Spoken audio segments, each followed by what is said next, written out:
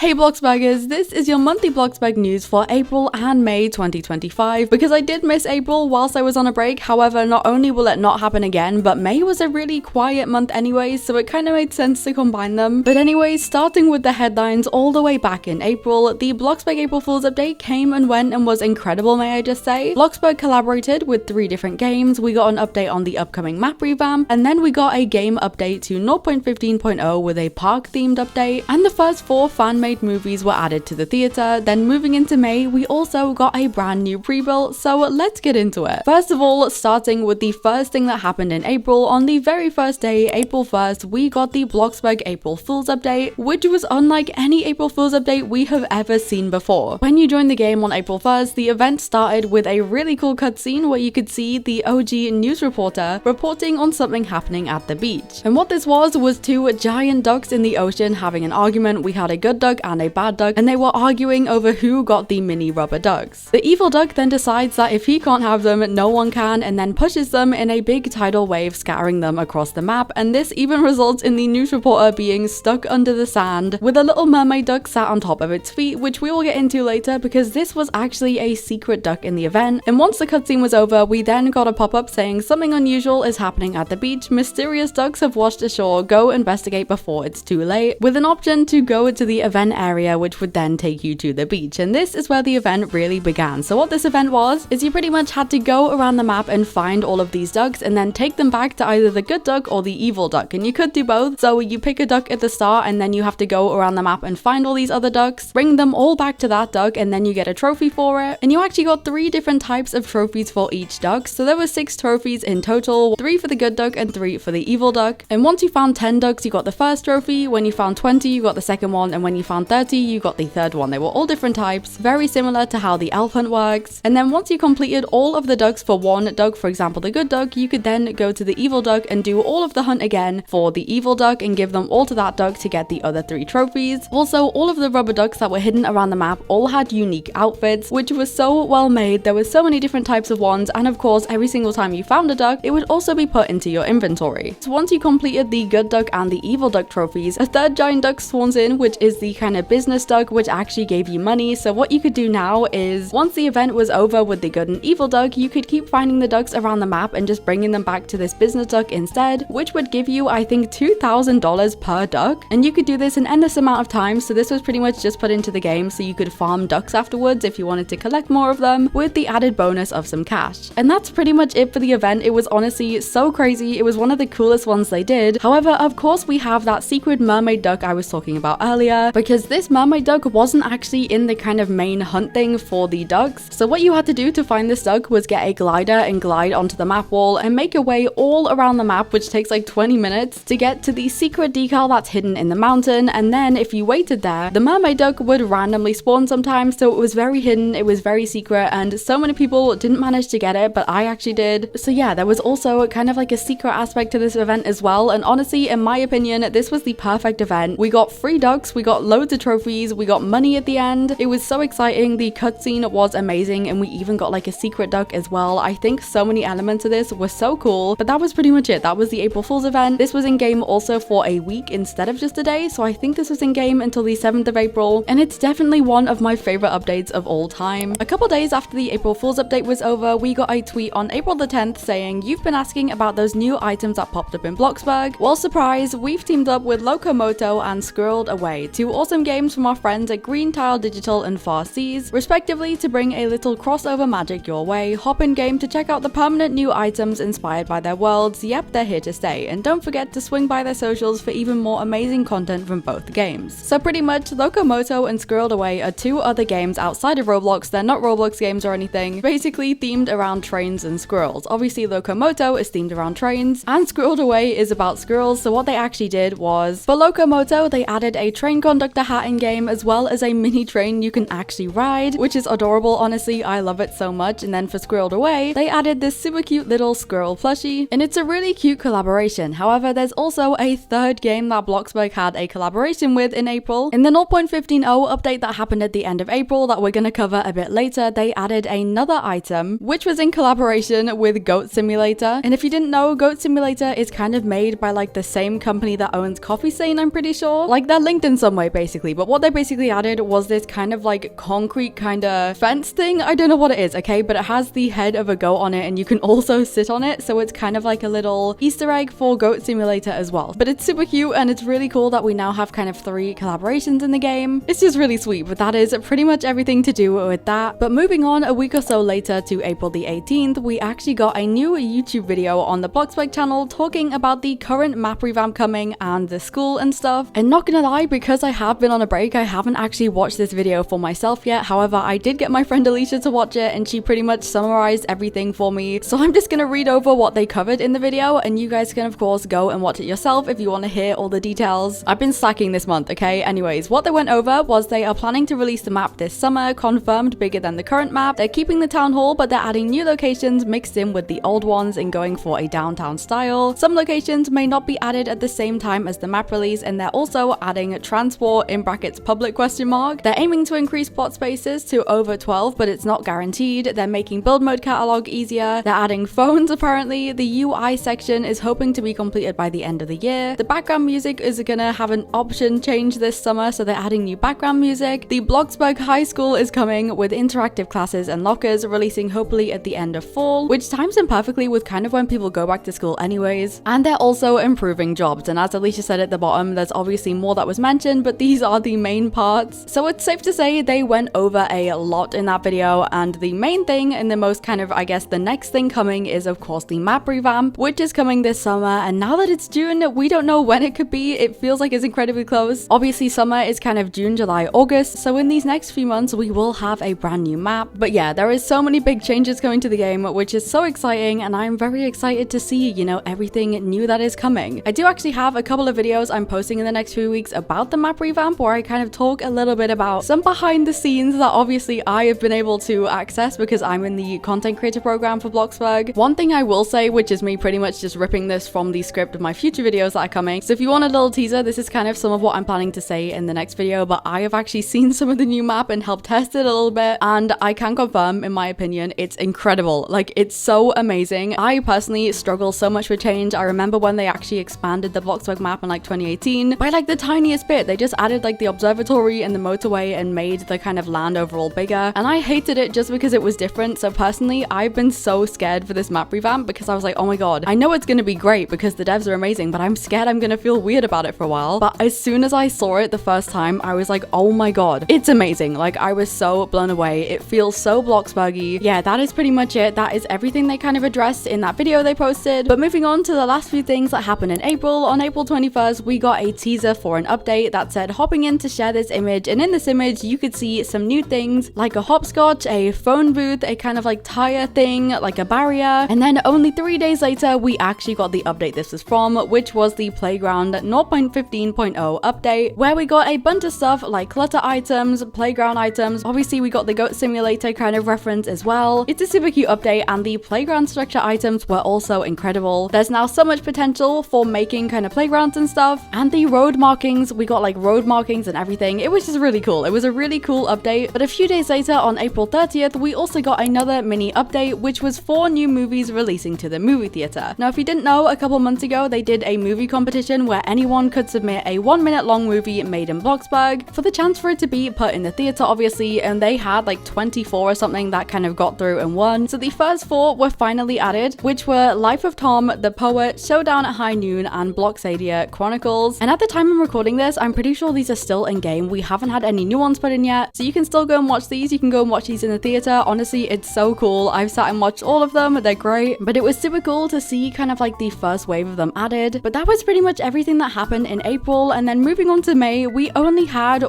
technically 2 new things happen. The first one being on May 15th, we got a new pre-build added to the game, and this was made by Panda Lemon Tart, which was like a tiny town, and honestly, it looks adorable. I'll put a picture on screen now of it. This is kind of from the official Bloxburg Twitter. I haven't actually bought the kind of pre-built myself to have a look, but you can see there's like a post office, there's a park, there's adorable little houses and little stores and stuff. It looks so good for role playing. But one day later in May, we also got another treat, which was like Tom trying to bake pizza and burning down Pizza Planet or something, which isn't really a leak for anything. It was just kind of a fun tweet, but that also happened in May. That is everything that happened in April and May, so that's kind of it for the news. But I think I just need to emphasize the fact that they have been radio silent ever since. And I'm pretty sure I said this in the last video, but it does does feel like the calm before the storm. I feel like, obviously we know the map revamp's getting closer and everything. I feel like this is gonna be huge, honestly. But yeah, that's pretty much everything. This video is a bit all over the place because this is the first one back after I have been away for like 2 months. Also, I will be bringing back the kind of 5 builds of the month in June. I just skipped over it this month just so I can get this video out kind of on time as possible. But I will be bringing that back as well as maybe a couple other segments I want to include. Maybe a monthly giveaway, I'm not too sure yet. But yeah, I'm gonna see if I can make Bloxburg news a bit more exciting every month. But that is pretty much it. I didn't actually have a script for this one, so if it's a bit all over the place, that's kind of why. But anyways, I will see you all later, probably in a week or so, with a video about the map revamp. And yeah, I love you all so much, glossettes. XOXO, Glossy Girl.